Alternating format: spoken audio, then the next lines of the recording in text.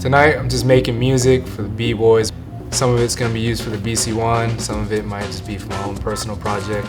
I'm working with a team of guys, talented musicians such as Stro Elliot, Teeko, and Beto. They're my dudes, part of the break squad.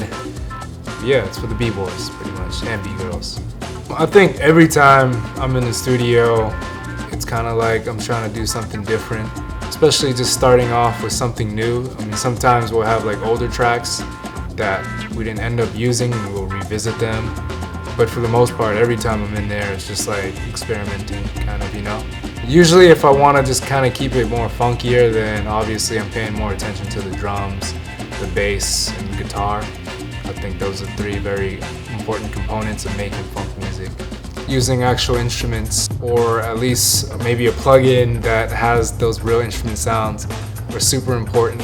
For drums, you never want to quantize your drums because it kind of takes away from the feeling and the funk on the drums. You don't want it to sound too perfect because I mean on a lot of the classic records that we grew up dancing to, they weren't really even using metronomes, you know, it was just a live drummer playing, and you can't really replicate that feeling unless you're just kind of doing it live. Keeping the groove is very important because if the drums are a little too wild or things are a little out of context, it could kind of throw the dancer off a little bit. It's important that everything kind of flows together, because if you're just playing some wild, crazy crap, then you're gonna get wild and crazy breaking. You want to keep a groove and you want to keep people moving at a steady pace. You don't want to like throw them off too much, you know?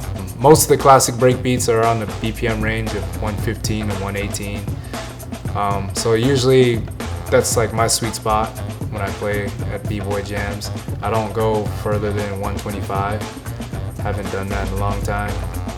But you know, it's a different ball game now too, because before we were playing more from like funk records, so you can't really control, you know, the BPM range. And also over time you build your, you know, collection of what you're actually playing, so then it's easier for you to play music that's in a, you know, that frame of, you know, 110 to 118, whatever. And now that we have people that are producing more, it makes it easier for you to actually produce music, or if you're in a band, you know, play music at this pace, you know. Yeah, this happens a lot of times. So, you know, you'll be working on music for hours. You have to step away from it every once in a while. Give your ears kind of the break that they need.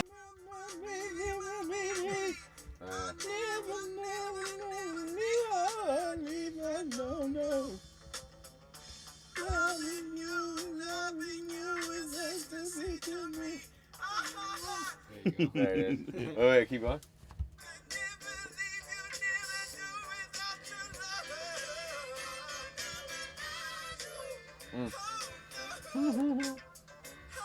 You're just listening to something over and over and over, you kind of lose sight of what you're actually doing, you know? So it's also important to have other ears to listen to what you're doing as well, just to kind of give you maybe more ideas, or to tell you if, you know, this is not really working or whatever. But yeah, it's definitely important to kind of like let your music breathe. Even when you know, want to release stuff, like don't release it too quick. Because I've come to find like most of the stuff that I release super fast, I end up hating. So you gotta kind of give it the time and like see if it really, really works. So yeah, it's important. Let your music breathe.